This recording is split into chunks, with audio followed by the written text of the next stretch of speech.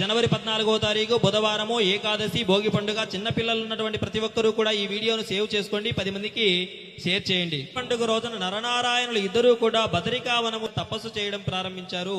ఈ రోజున దేవతలంతా కలిసి వారిపైన భోగి పళ్ళు పోయడం కూడా జరిగింది. అప్పటి నుండి చిన్న పిల్లలందరికీ కూడా భోగి పళ్ళు పోయడం అనేటువంటిది ఒక ఆచారంగా మనందరికీ కూడా వస్తూ ఉందండి. చిన్న పిల్లలు ఉన్నటువంటి ప్రతి ఒక్కరూ కూడా మీకు వీలైనటువంటి వారు చిన్న పిల్లలకు భోగి పళ్ళు పోయడం వల్ల వారికి ఉన్నటువంటి దృష్టి దోషాలు చెడు అంతా కూడా తొలగిపోయి వారికి చక్కగా మంచి జరుగుతుంది. సూర్య భగవానుని అనుగ్రహము, పెద్దల ఆశీర్వచనాలు వారికి లభిస్తాయి.